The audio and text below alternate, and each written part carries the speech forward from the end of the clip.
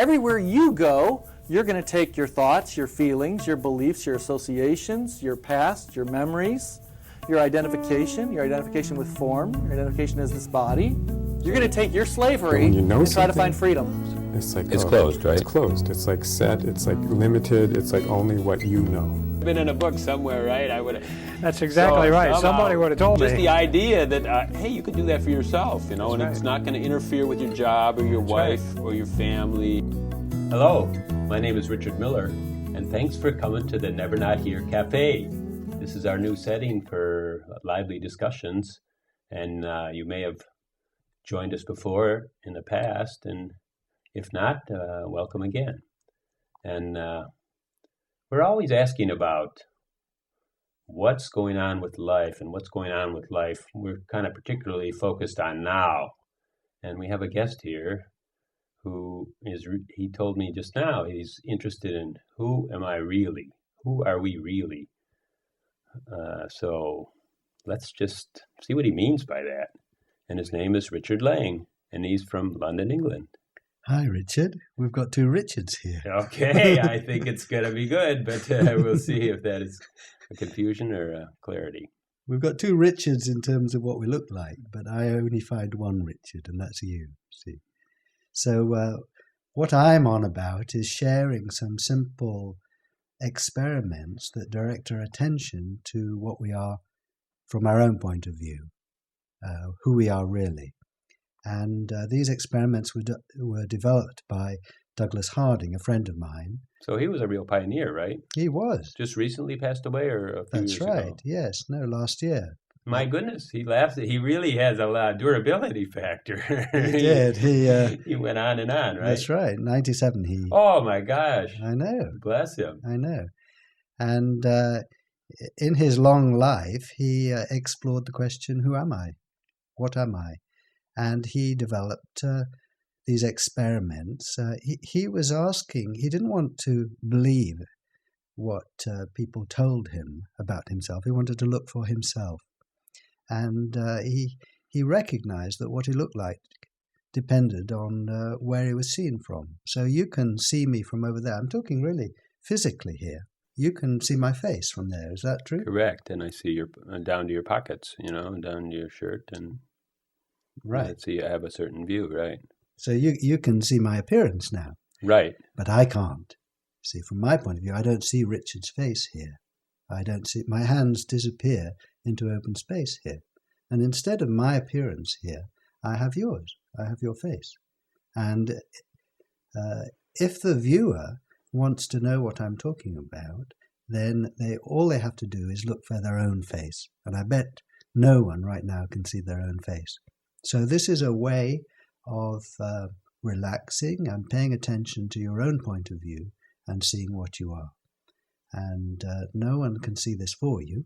You just have to look for yourself. So I know that for you, you can see my head, but I see my no head here. See, and I'm looking out of this boundless consciousness that contains everything.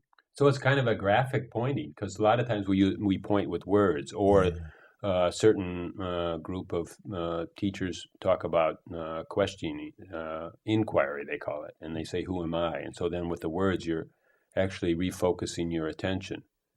Yes. More or less to this space that's here, right? And that's now right. This is just a graphic way. Okay, well, we're all used to assuming we have a head, and then in the mirror we don't see it. We just see the backwards of it.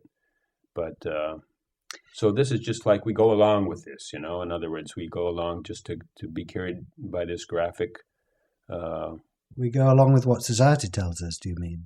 Well, no, that's what we're doing in our daily life. But in other words, you're bringing this method to us, or this device, which is a graphic that's right. demonstration that you can see who you are really, right? I mean, you don't see it, but you. Oh, I do see it. Yeah, I do. That's it. Uh-huh. I actually see it. See, I'm really talking literally. I'm not talking metaphorically. And I think this goes alongside the verbal inquiry, if you like. Who am I? And this is a sense-based, graphic, physical inquiry. What do I actually see? And I don't see my head in. I get lots of sensations here, but they're not in a box for me. They don't have any colour. They're happening in this boundless awareness here. And so I'm trusting my senses, you see. And it makes sense, because from where you are, of course you see my appearance, because you're that far away from me. But if you came up to me, then you'd only see half my face, and then an eye, and then cells and molecules, if you could come that closer. Let's talk and let's elaborate that a little bit, because maybe it's new to our viewers, our video, our TV audience. And when you're saying that from a certain distance, I see a certain pose of you, or I see a certain amount of you, and then if I go farther away, I see your full figure, and if I go farther than that, I see your house, and you're standing in front of it. Yes. And your block on your street, and then if I go farther away from that, well, you're there. I'm looking at you in a way, but I just see that you're end of town.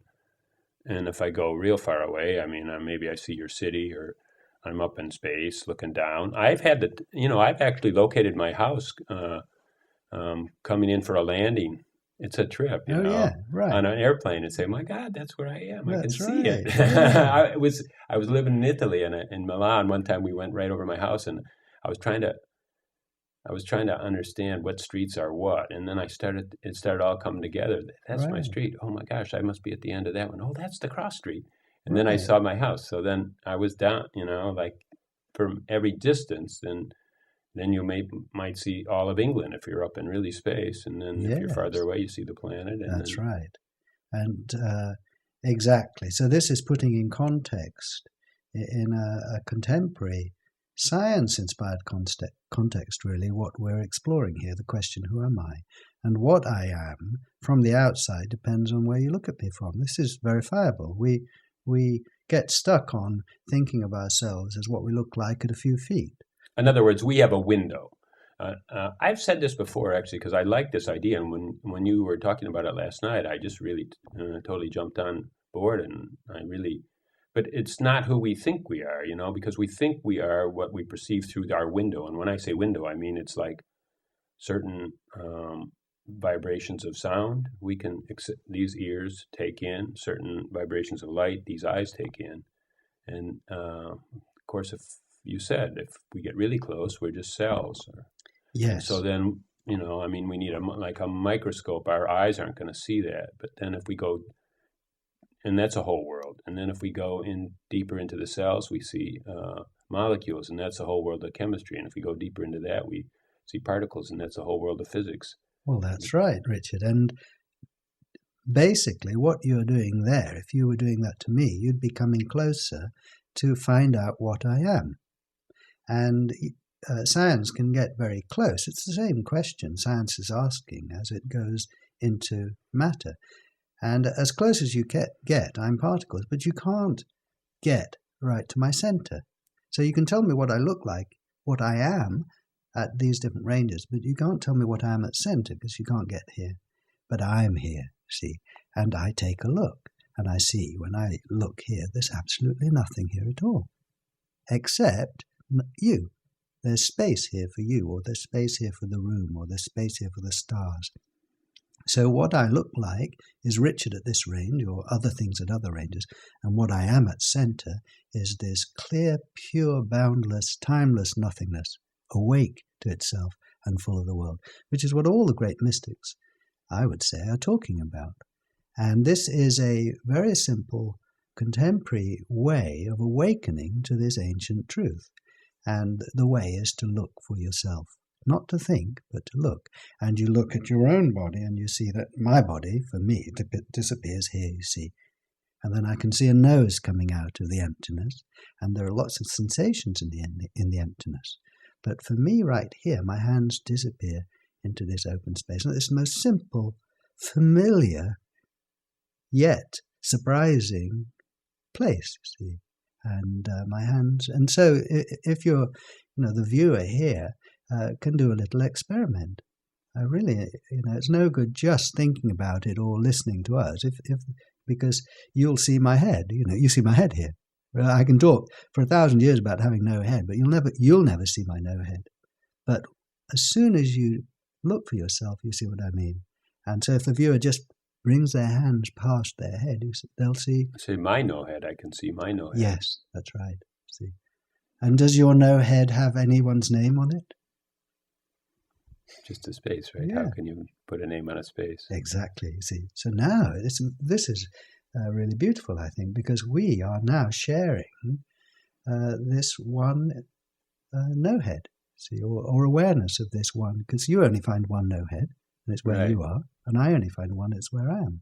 And yet, in fact, though, that all that the groundwork that we were laying there, explaining how you can look at something from a different distance and from very far away or from very, very, very close up, you never find the no head. So science has never really found it, never will. and it never will, right? No. But the neat part is, like, every one of those contexts, like the cells, like the molecules, like the particles, or like the galaxies or the universes, or every one of those is, in a way, is infinite, because we never bumped up against the edge of it. But still, we've never found ourselves there. No. We can look out there in the world forever to find consciousness, and you'll never find it. You only find consciousness where you are. See, it's the one who's looking. It's the old story, isn't it? What you're looking for is the one who's looking. Another little experiment is to actually point at your face, you see. So if you point at your face now, Richard, Okay. you don't I'm see in on this. you don't see your face, do you? No, I don't see it. So Pointing. Do you have to start? Because, like, before we started pointing at objects. Okay, this is a flower. Yeah. And this is a glass. Yeah, so you can see something there. So these are the world of objects, Yes, and that's we're right. looking out. Table. That's Watch. it. Yeah. Arms. And then this is kind of like a graphic difference, like Yes, space. I know. This place is completely different from anywhere else. And this little finger is like the attention pointer. That's right. Somehow it's taking your attention to these things, and you say, well, that's normal, that's normal. Well, this normal. Of course I've got a head, but the pointer doesn't really point to the of course part. No. The assumption. The pointer just points to what is real. That's right. Or at this moment. Yeah. I mean, I won't even say real, I'll just say what our senses are receiving, right? Right, yes. Because we don't want to make an assumption out of it. No, I think that's very wise. And so you're kind of going back to square one, aren't you, and saying, well, I'm just going to have a fresh look at myself. That's all freshness is square one. How can you be fresh from square 2 or square 10 or square 88? I think actually it's square naught. Square naught. Yeah, let's go to square naught. See? And then when you go to square naught, you see, and look for yourself. I mean, some people are a bit embarrassed to point. You say, I'm not going to do that. That's a children's thing to do, see. So I think you have to put aside your embarrassment there and just point at something, and then point something else, and then point where you're looking from.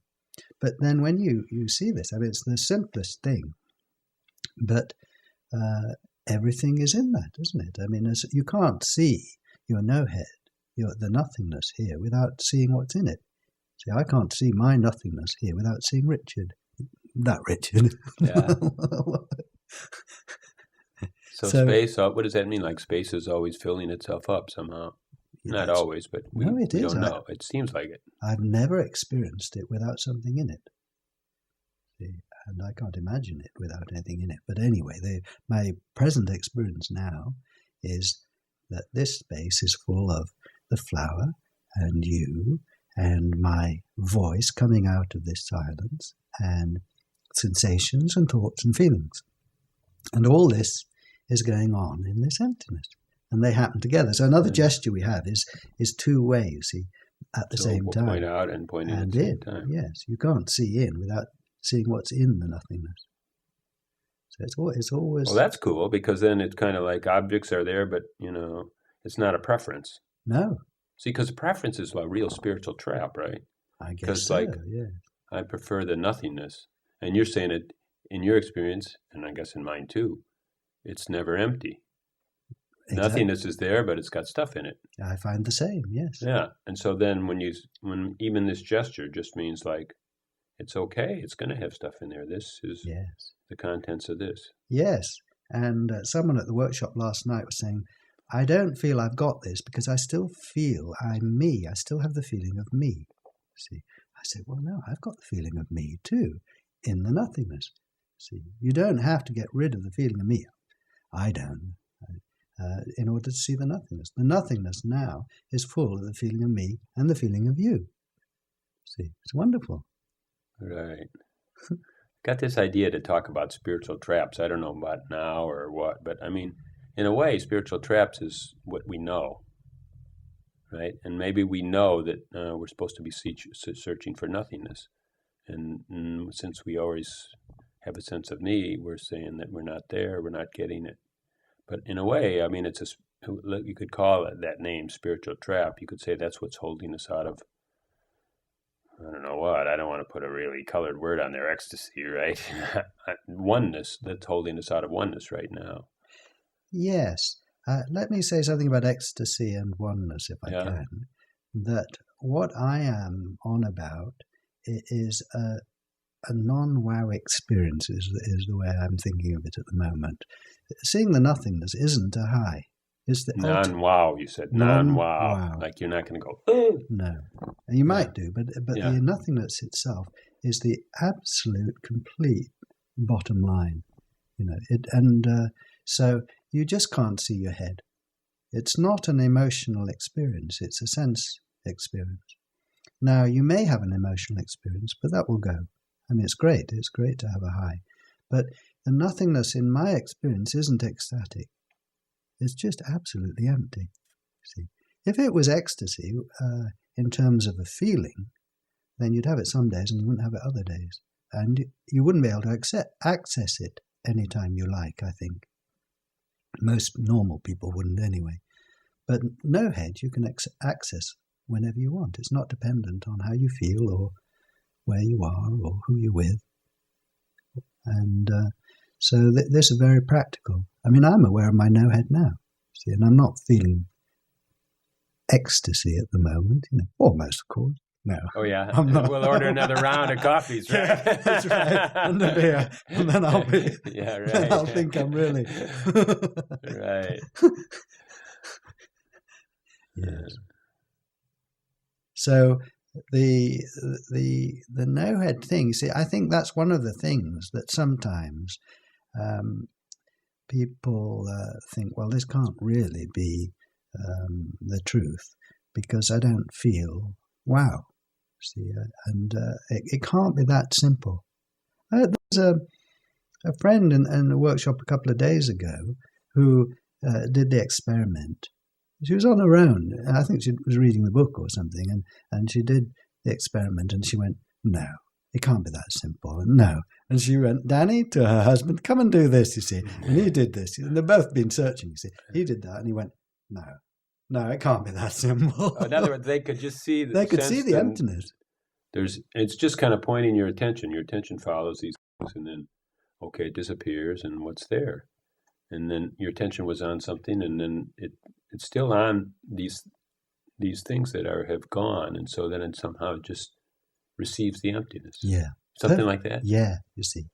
Right. And it's just a little device, a little graphic trick, a little, it's, I mean, I don't want to make it small or anything, but it's not really a teaching it's just a pointing. And it works. That's the neat part about it. It works. And you see, I think it is a breakthrough. I think we might dismiss it as a trick, but actually I think it's actually real. I think right here in this room, for me, the wall disappears into the emptiness of the physical reality. Now, you see the wall behind me, but I don't. See, but you don't see the wall behind you. Now, right. Yeah. We're so used to accepting the social view of ourselves, that to actually trust my senses and say, yes, the wall really does fade out here into nothingness, I have to kind of stand alone in a way because everyone else tells me there's a wall behind me. I have to Everyone else sees it. Yes, absolutely. And that's their input, But this is just something like we never thought of it until Douglas came and revealed it to us. Yes, and this is really in line with relativity in the sense that what things are depends on the range of the observer. See, it makes sense. See, you say, well, Richard, you do have a head. And I say, well, yes, I do, from there, relative to the range of the observer. But I don't from here. See, and for everyone else, I move around. But for myself, I don't move. The world moves through me. every place is the center of the universe, is the relativity idea, I suppose. But my direct experience is, yes, I never move. Oh, in other words, like our sense of perception is I don't know. I don't know if I'm going to say this right, but it seems to be centered somewhere. I don't know. I'm going wrong right away. I know, it's not centered. Anyhow, okay, we're walking down the street, and the street is coming by us, and we can feel our legs going tonk, tonk, and our lungs are going. But I mean, within this space, the space doesn't necessarily have any axes of or coordinates of motion. It just is like doesn't really contain. Space doesn't really contain. Doesn't move. It's not even a center. There's no center. Yeah. But it's real. It's directly accessible to awareness. I'm seeing it now. And in terms of movement and really stress and so on, all the movement is there, and here there's no movement. And all the stress in life is there, and here is absolutely free of stress. Now, it's a secret place because you can't see it when you look at me, but you see it when you look at yourself. And to live consciously aware of this most obvious thing, really, and to take it seriously or to see its value, if you like, is to discover a place that's absolutely stress-free. That's really important, But you're just saying now, you say to take this seriously or see its value, you mean the pointing that we're, the experiments, let's call them, right? Because we've shown a couple of pointings, but there's several. There's other ones. There's lots of other experiments. Lots of other things. Yes, you'll find them on the website. Right. And wait a second. Let's show your book. Okay. Yes. I mean, you just wrote a book, right? Seeing Who You Really Are. Yeah, there you are. You can buy it through the website, headless.org. Yeah. So who's the publisher here? Watkins in London. Oh, Watkins. Yeah. Uh-huh. And you'll find the experiments in there, and it's an introduction. So there's little sketches of the experiments, That's too. right, yeah. So there's a card. I don't know if you can see this. There's a pointing one there earlier. Yeah. Oh, this is cool. Yeah. You just gave me this, so thank you. You're welcome. Yeah, so I haven't really read it over, so point to a certain chapter and so on. But okay, how long has this been out? Oh, I don't know, 7 or 8 years maybe. Oh, yeah. Okay. That sounds like a really good value. But let's go back to where we were just talking about where is the stress? Because isn't this cool?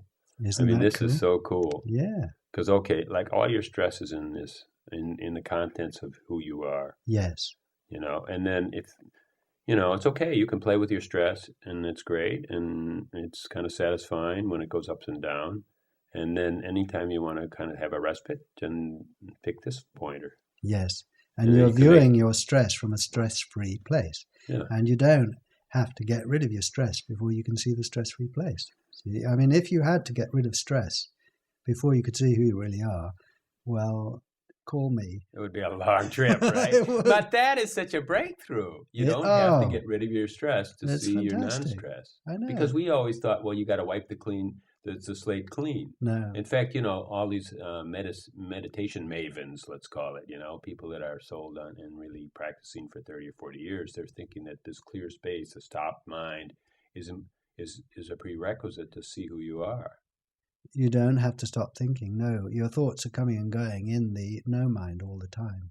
And this is it doesn't mean to say that you have to stop any practice you're involved in, but it's a different way of doing it. For example, if you're meditating and now you see who you really are, which is accessible whenever you like, you're not meditating in order to see who you are. You're meditating from who you are. You're being aware of who you really are. And you're observing if you like sitting quietly, then there you go. Being aware of your breathing, being aware of your thoughts now, being aware of your feelings, coming and going in this unchanging space. And this is accessible to everyone here and now. No one can see their own head. This is a gateway in to the truth of who you really are. Now, you may not value it, you may not want that, but you can't see your own head. You've got it. Well, I want to go back and see if I can recapture my thought, because this is huge, because you were saying you're not meditating, to find out who you are, but you're meditating from who you are. Yes. Okay, now let's take that a step further. You're not going to work. Okay, no, let me just back up and say, okay, some people kind of put it out broadly and say, we're all in the search of happiness.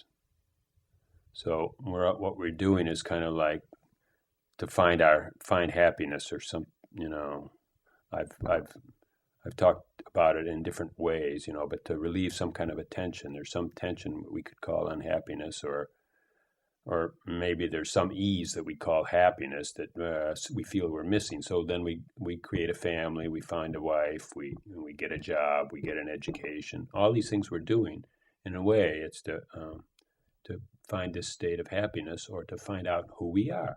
Right. So now, what if we did all those things, like found a mate, got a job, went to school, made a family, had children? If we did that all from who we are instead of trying to seek who we are, because in a way, as we're seeking happiness, we're trying to seek who we are. Well, I agree. And the thing is that we are all living from who we really are already, because that's who you are. That's the only way you can do it, right? Yeah. No one has ever seen their own head on their shoulders, to put it in those simple terms. Mm-hmm. Everyone is already doing it right. And the only thing is to notice it. And now, with these experiments, I suggest we have a way of noticing it. You point at your face and you see no face, or you look for your two eyes and you find one single eye, or you walk down the street and you see you are still. Or, as I'm looking at you now, I see it's face to no face. I don't see two faces here. I have your face instead of my own. There's nothing in the way of you.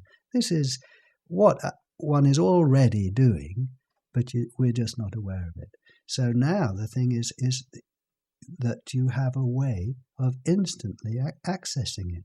It doesn't depend on you feeling good or having meditated for 10 years or whatever. It's instant, simple stuff. Can you see your own eyes now? No. So now, in this moment, you're living from who you really are. You can't do it wrong. See, you can't half see your no head. You can't see it a bit dull. There's no steps to it, in other words. No. There's no prerequisites. No. There's no hierarchy required. of attainment. No difference between you and me in that place. Right. But our views out are different. So your response to this is your response to this. And my response to this is mine. And this is the beautiful thing, that we've got two different responses to this same nothingness, this same emptiness that's full of our unique view of the world. So the one is here too. Wonderful. Fantastic. What did you mean? You said the one is here as too, or the one is here also? Well, my experience is that I only see one no head. And your experience is you only see one no head. You don't see the two. Space that I come from is the space, and then... That's right, but it doesn't have your name on it, or anyone's age on it, or nationality. It's the same in us all. And if I want to find your no head, I don't try and imagine you without a head. I just look where I am, and you're in it. Here's the one no head, but for me it's That's here. the oneness. That is oneness. In other words, I kind of have a sense that it's back here because that's the experiment, that one experiment anyhow. And then but back I feel here, like back here is like I'm just this space, and then I'm the nose and the eyes of the space, or not even the eyes. I can see the nose, but then back here, there isn't a back here really, is there? It's just there's no location to the space. It doesn't have an address. Right. So I mean, it's kind of. I was locating it. See? Yeah, I was kind of locating it, and then I thought, well, you have yours there, and actually, it's the same one. It's the same nothing. It's the same no thing or same space. We provisionally locate it, you see, but once you look there, there's no location. It's everywhere, and everything's in it. You see, but I can't explain this. This is it. There's a deep mystery here for celebrating rather than trying to explain. But anyway, in this space now, I see Richard's body and I see your body. See, so two bodies in the one consciousness. The explanation is handy, though. I mean, it kind of worked for me because right away I saw unconsciously I was trying to say, okay, my space and your space, Yes. or like I was putting it behind me, and then you just said, well, it's the space, and then I just kind of realized I let it be like that, and I can feel it all over, Exactly. It just takes like that because unconsciously we want to just do what our habit was. Our habit know. was to possess things, right? Yes. Okay, this is my space back here. I can see it now, and I know, and you are. it's really cool, Isn't it fantastic? It's really cool. Like conditioning too is really cool. How you just fall into your old pattern, and until someone just says, you don't have to even fall into that pattern. You can just say that space is oneness, and then you could say, okay, let it be one. Hey, it is oneness. Yes, it's over there too. Yes, it's over there. It's everywhere. And you don't have to believe this. You see, you directly experiencing it now. It's so simple. Just let it happen, right? And the space is a name for it. It's a non-verbal experience. But another name for it is silence, you see. And I can hear my voice. But I don't see my mouth moving now. I've got sensations. But for me, my voice is coming out of the space, or out of the silence, if you like. And when I hear your voice is in the same silence. So I've now listening to two voices in the one consciousness. And from the point of view of being the consciousness, they're both my voices. So when you speak, speak, there, you see, your voice for me is arising in the same consciousness. Right. So now, I call this my voice and that your voice. But both voices are in the unnameable space or silence. It's coming up with two voices. And I don't really know which. Space and silence are two really interesting words, because really there's no way to kind of objectify them. They're the two things that you really can't, if you look at it carefully. I've never been able to make an object out of you can't. Space or an object out of silence. No. You see, so this is where you can't outwardly show the space or the silence or the consciousness. I can't show you my no head. And normally we think if we can't show it outwardly, it can't be real. Everyone says, that's the scientific method, right? That's In other words, it has to be. No, that's the scientific objective method. But it's just as scientific to say, well, I'm going to observe the evidence at zero distance where no one else can observe it. And I'm going to tell you what the evidence is here. I'm going to go to a part of the world where no one else can go, and I'm going to tell you what it's like there, right? Yeah.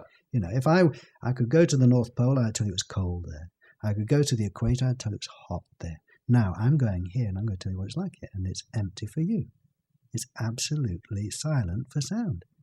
And you say, well, it doesn't look like that from here. I said, well, because you're there, you're not here. Look at yours, right? Yeah, have a look at yours. Visit that part of the world yourself, and I think you'll find it's the same, except with a different view out.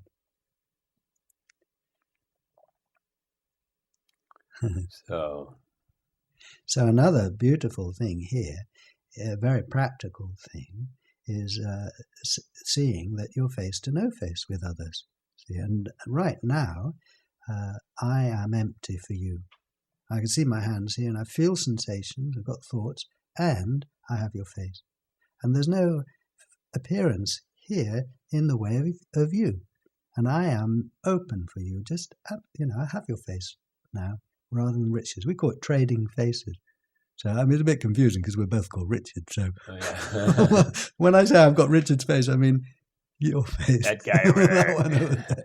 Yeah. That appearance. So, from the outside, obviously, everyone will see us face to face, and there's a distance between us. That's the objective view.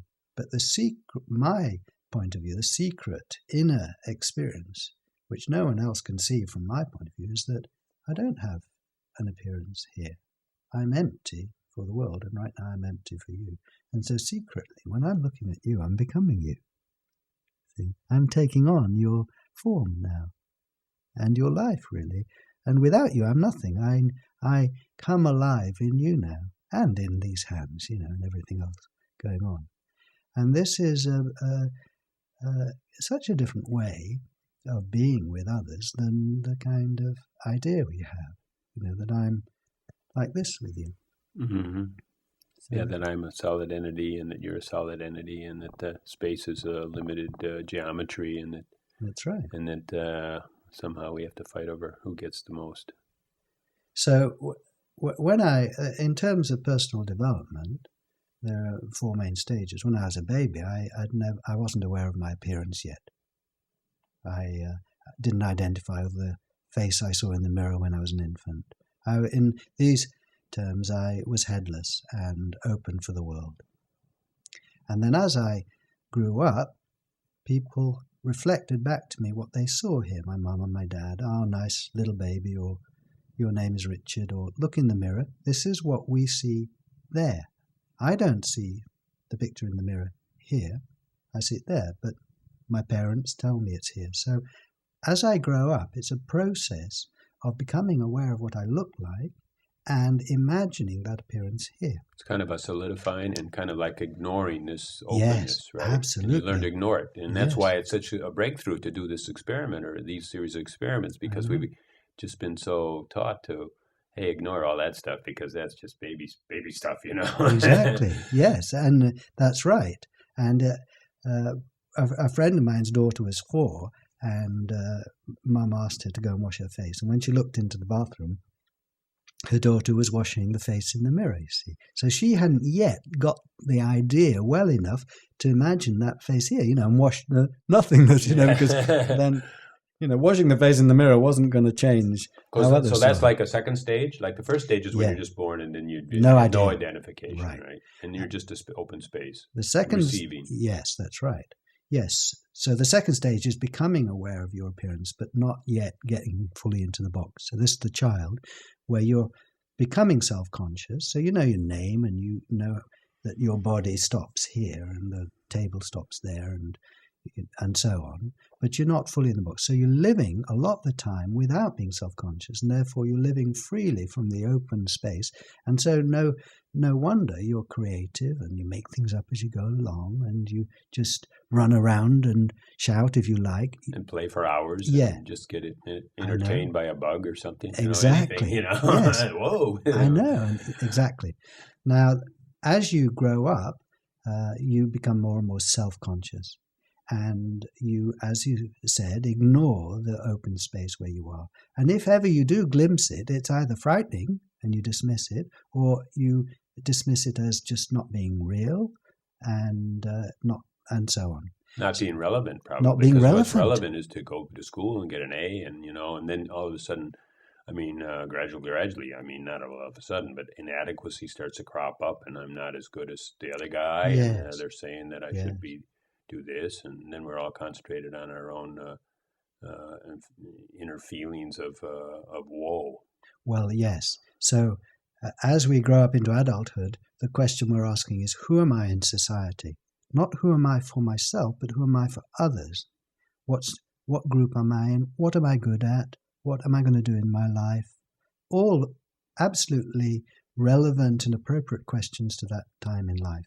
You need to find out. That's the whole point, to find out who you are as an individual, and to a degree, as much as you can, take responsibility for yourself and develop your life.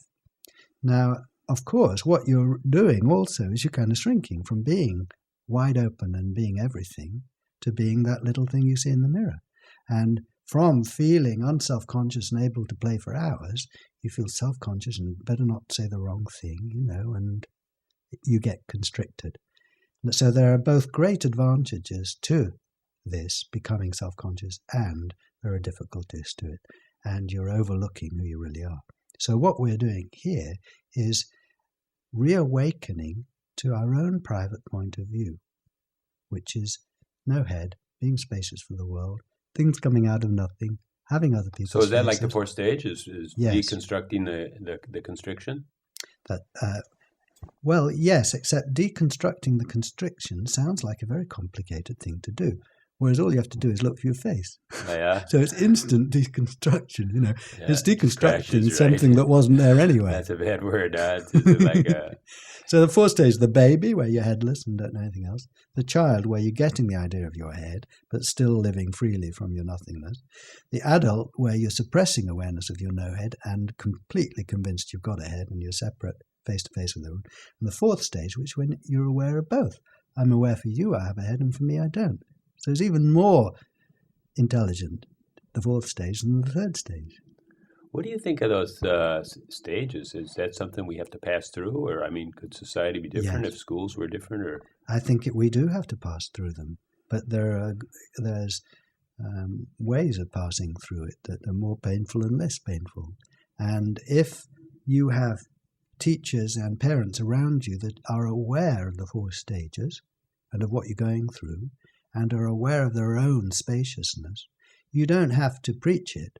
That'd be making a dogma of it. You just be it. And the child has to become aware of themselves as an object. But say that again. Now, tell me what you mean. They have, and because of our society, or just that's kind of a natural path of humanity. We have to become an object. Well, you have to become aware of yourself as a person. Otherwise, you can't function. And in the end, this is all part of the one becoming many, or the one becoming aware of being many. You see, if I didn't go through that process, I wouldn't become aware of me, would I? As an individual, Richard. And I wouldn't therefore become aware of you as another individual.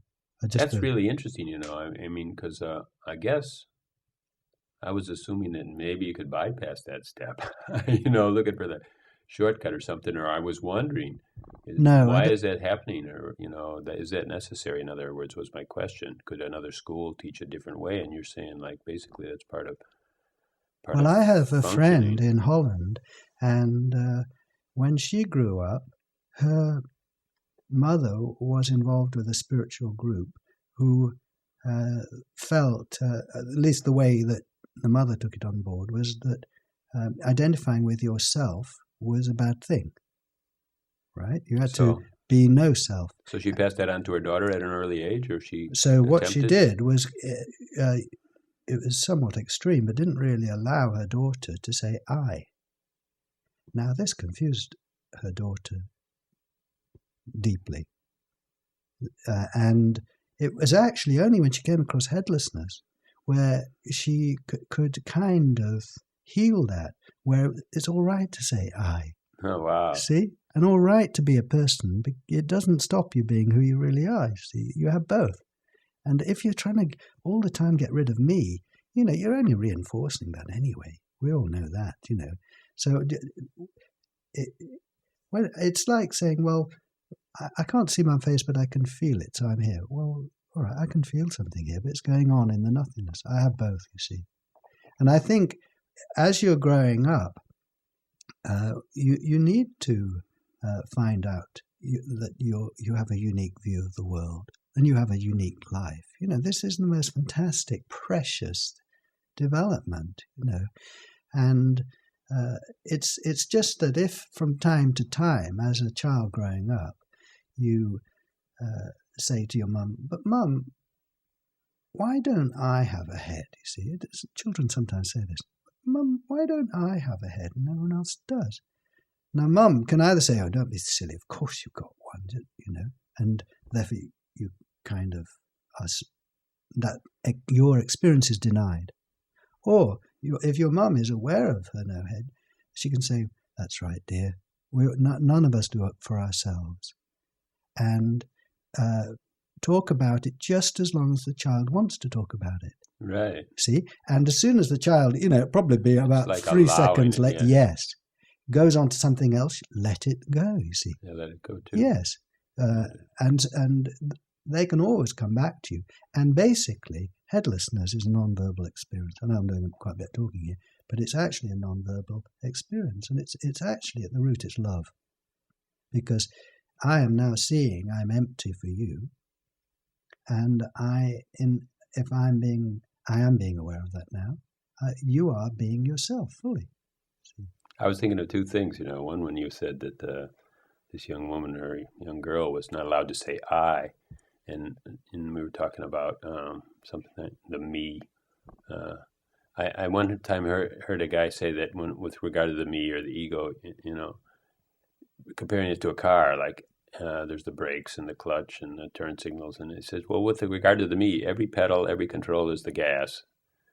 And so no matter what you try to do to get rid of the me, you reinforce it. Yes, yes. You see, but and when you, in my view, and I share this with many, many people, you know, there are lots of friends.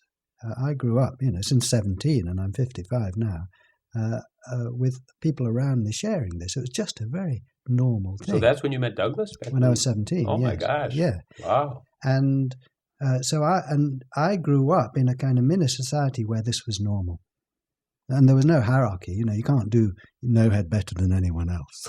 So, and then you've seen a lot of people raise children that Yes. were aware of headlessness, Yes. and that you've seen the effect on the child as they grown up and as they had children. That's right. This is really, yes, really quite an intense experiment.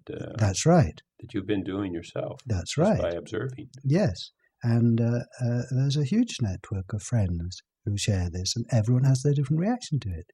And there's no one leading the group, because this is the leader. This is the one in charge. Is the nothingness, you see.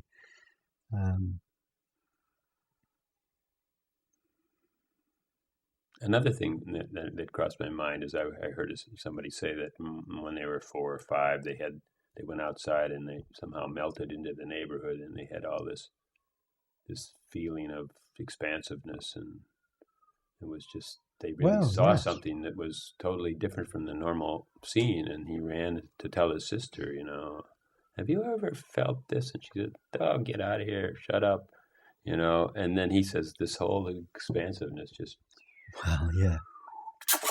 down to a pinpoint, it was an oceanic infinity and went down to a pinpoint, and that's what it made me think when you said if the mother says, get off it, of course you've got a head. I know. And then it all just kind of... Yes. Well, that's a good point, Richard. When I was about 15, before I came across headlessness, I was into Christianity. And I remember having this experience after going to a sermon in the town that inspired me. I was walking at school along a pathway, and I just felt completely open. And this lasted a day or two until my twin brother said, oh, well, it will go. And I think at that moment it went. Yeah, right. Right. Now, I think, you see, what goes is the oceanic feeling, but what doesn't go is the emptiness. And we confuse being aware of who we really are with oceanic feelings or expansive feelings. And they're not the same thing. They're very beautiful and important to have. They're healthy things, but they come and they go. And this is what sometimes confuses people, and it's confused me. You've got to sort it out, really, and you've got to look at the evidence. And they're healthy as long as you let them go. See, because I've known people for 20, 30 years, they're pining away for those 10 years back there when I was just in oceanic consciousness. And it's a real bondage, and in that sense, yes, and they just can't shake it. Yes, that's right. And they're not available when you want them, and they are a bit like a weight around your neck. But what is available whenever you want it is your true nature, and it's always there in the background, if you like, and you can always bring it forwards into consciousness whenever you like. And the key to this is knowing how to bring it forwards into consciousness. Yeah, that could work. Yeah, you see, magic pointer, the magic wand. Where can I find my true nature? See, here. I mean, honestly, the pointing finger looks so ridiculously simple, and yet it's a breakthrough. You're actually pointing at the source, and it was so well hidden because it's so obvious. You see, right? In the beginning, we were saying, I think we were going to mention if you take it seriously or if you see any value in this. In other words, we're just saying, okay, there's some experiments here. They're kind of simple. And you can shrug them off and say, okay, kids do that. That's nice. Or you could just say, well, what happens to me when I actually do it? Yeah. And so then, but we were talking about... Don't knock it until you've tried it. We're not really meaning taking it seriously, like being serious, but we're just meaning give it a go, right? But I wanted to... and I don't want, and a lot of times with spirituality, we're saying okay, it's valuable, but there's not useful because you can't do anything with it. But I mean, okay, here you're saying from 17 to 55 is a lot of good years, and you've been aware of and had this immediately available to you at the point of a finger, right? And so then it must have changed your life immensely. I mean, I'm trying to say value, but not without saying value or something. I mean, what's it like? Value. It's huge value, right? Huge value. Tell us what it's. Well, I think in 1,000 ways, and in one sense, it's got no value at all, does it? The Buddha was asked, "What did full and perfect enlightenment do for you?" And he said, "Nothing." But the nothingness is the source, and it's being itself, out of which everything comes. And so the most basic thing I think that is done for me is I appreciate my own being. I am, and it's each time you look, you are, and this being that you are neither comes nor goes. And so if they tell us our deepest fear is death, well, your true being is not affected by death.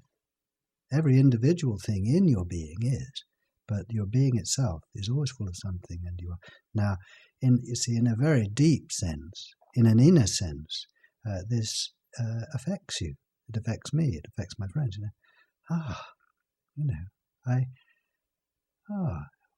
It's Douglas talked about it as a joy that has no shadow, and things that give us joy have a shadow because the things go, but no thing doesn't come or go. And I think this is what they call ananda, but I'm not really bothered about what they call it, really. It's just that each time you come to it, it's there it is. So that's on there's one. There's no dark side, or there's no fear. It doesn't go away. Well, there's the fear. Well, if there's away. fear, it comes up in the nothingness, you see. Yeah. From time to time I feel afraid.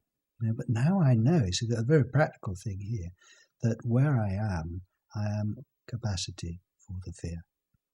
And you've got to just test this out in situations, and it doesn't get rid of problems, but it gives you awareness of a place to approach those problems from, which is this freedom.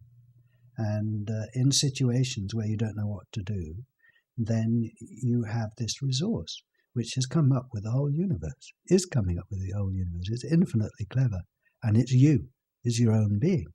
And so you have somewhere, if you like, to turn, to rely on, to give you what you need. So another teacher might say, stay with presence, stay with presence. So then you'll have this mantra, stay with presence, stay with presence. Well, yes. And then this is just like... This is a non-mantra. Yeah. This is direct seeing of presence. See, it's right. Direct, it's non-verbal. But in terms of stress, you see, you're seeing that all stress is there and not here. You're operating from a stress-free place. Even in the midst of stress, life is stress, isn't it? But you've got this. I came here from London, but actually, no, I didn't. Chicago came to me. I haven't gone anywhere. See, I've never moved an inch. No one has, really, in their true nature. And when you kind of hang out with that a bit, you think, "Oh, I'm at home here." You see, for you, I'm your guest in your house, which I'm very grateful for. But actually, for me, you're my guest in my home here. See? So you're at home. I'm completely. You're always at home. That's an advantage, or it's a scene that home. Yeah. Homeness is just me. That's right. This is your eternal home. Rest is me. Yes. So then, when you really see that anxiety is out, and stress and anxiety is that away, and here is home. I know. And then this you can play in the anxiety, like if you like it, and if you don't, it's still there. Yeah, and it's going to be there anyhow. So then the whole idea that I'm searching for rest and I just want peace, that's a false idea. That's a false turn too, because the rest is already here. It's already here. Yeah, so then right. And anxiety is already there. I mean, it's just it's just part of it. In the Tao Te Ching, the ancient Chinese classic Lao Tzu, Taoism. I think there's one idea where the sage does nothing, yet everything gets done. I've been thinking about this recently. We're always doing things, aren't we? Even if you're lying down, you're breathing. So what does it mean to do nothing, yet everything gets done? Well, your true nature does nothing. Your true nature is completely idle. Right. So doingness, that's what they're meaning when doingness is happening and you're not the doer. Yeah, doing. So the doing is happening. So the non-doing is just the center of, I said center again, which I shouldn't have said because that's a location, right? But say it. Why not? We've got the experience of what it is. So we can the core, you could say, or something like that. See, so we've got lots of. We're not trying to define it with words. We're using words to communicate about point point toward it. Yes, To so say we can something relax. sensible. We can use whatever words we like. I mean, Right. we've got the experience, so we don't have to quibble. But I have been thinking about this thing about being idle, you see. And there is a kind of taboo against being idle, isn't there? Oh, he's just an idle person. Right, right. But you discover that your true nature is the absolute perfect example of idleness. See, it just nothing's happening there. It's completely on holiday. It's been a total vacation all Just the time. looking out the window is all the body is doing, right? That's right. Yeah. And it's in the train looking out the window, and the world of tracks are going by, and it's stationary, right? I know. More or less. Yeah, I should have a word with my true nature one day. I mean, it really ought to do something. Come on, put you in a hand. But in that there. way, The it's dishes are dirty. it's doing something all the time without any effort, really, It's just creating this situation now without knowing how it does it. I haven't a clue how it does it, It's just coming up with this situation now, moment by moment. And so awareness of that, you see, I think we've been talked out of it as we've grown up. Talked out of Our true nature. Ah. See, you're not big, you're small. No, you're not infinitely creative and fertile. You're limited. You're not everywhere. You're only here, right? So this is a natural process. As we grow up, we're talked out of being aware of our true nature, and we're talked into being aware of our human nature, which is appropriate. Now, when you wake up to who you really are, all that conditioning doesn't go just like that. Except you see that the conditioning is there and there's no conditioning here. So in that sense it goes. In that sense it goes. It's placed.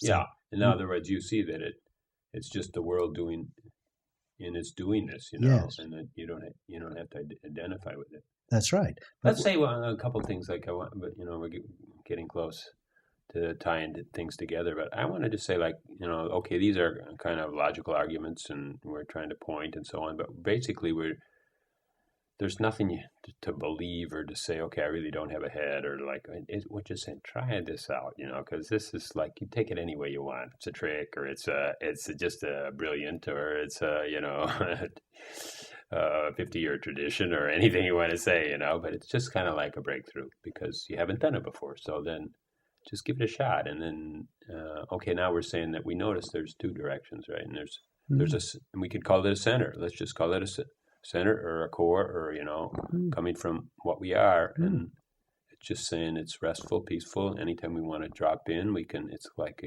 a rest spot, have a cool drink or whatever, and cafe center, right? Cafe the No Head core. Cafe. Yeah, the No Head Cafe. Okay, and we're at the No Head Cafe. We left our sign, but usually it goes up here, and and you can come anytime, and there's no cover. Entertainment is out the window. You can look, always something happening out there, and that's about it, right? We're just saying, yes, invitation. Join the party. Exactly, yes. Join the party.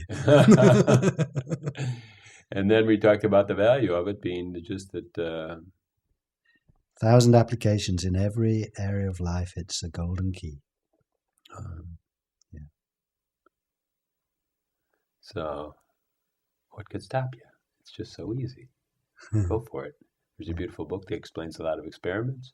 Maybe we'll talk about some experiments later. Who knows? We might Lots even of try things one. on our website, including a free course, Reflections. Reflections is a course you can sign up for on the website. Is it headless.org? Yes. All right. That's easy enough to remember. You guys in England, you guys think of a lot, Pretty neat guys. All right. That's right. If you're in a bit of a rush and you haven't got time to meditate, just point. Yeah. It's the mini meditation. Works on the train. That's right. All right. That's all it takes is a reminder. Yes. And knowing where to look. Right. Yeah. And having the confidence of your, the trusting your own experience. Yeah. So, Cafe Headless is a cool place. NeverNotHere is having a lot of fun too, I'll tell you. So we're just having Well, it's a the same ball. thing. NeverNotHere is headless, isn't it? NeverNotHere is just a place that it doesn't come and go, basically. Mm. And so we've done some really good shows lately. I was showing you one this morning. But we're doing shows now with studio audience. And I'm going to put out the invitation, too. Some people are even coming to Chicago. Someone came from Denver just to see you, Richard. That's right, yes.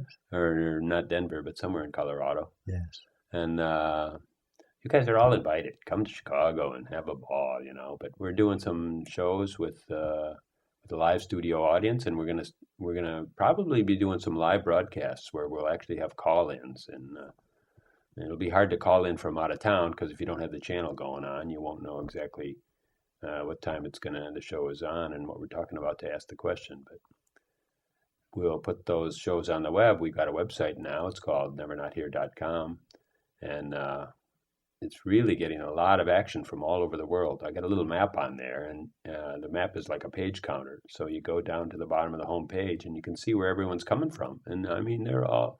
Richard actually found me from Australia. He was in a trip in Australia, and he found our website, and he said, "I'll be in Chicago. How about let's meet?" And so everything is just unfolding from that. And we're in 3 broadcast areas in Chicago, so that keeps us busy. And we're in the western suburbs, the northern suburbs, and also in the center of the city. And we've got some really good shows coming, so just keep tuned in. And sign up, too. Sign up to our email box, because I'll send you an email and tell you when some new shows are happening. And I don't know. The sky's the limit. I don't know I really don't know where we're going. And so, anyhow, Richard Miller, Never Not Here. Love to have you. Come again. We're around every week. And goodbye for now.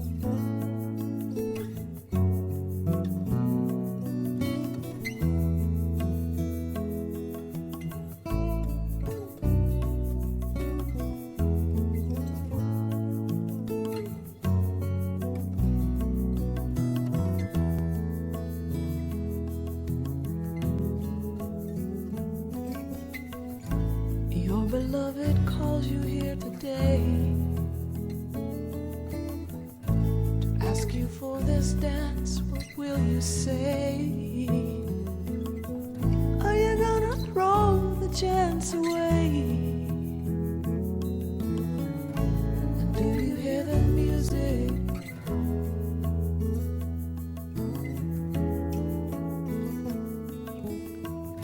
I know you've got a lot of things to do.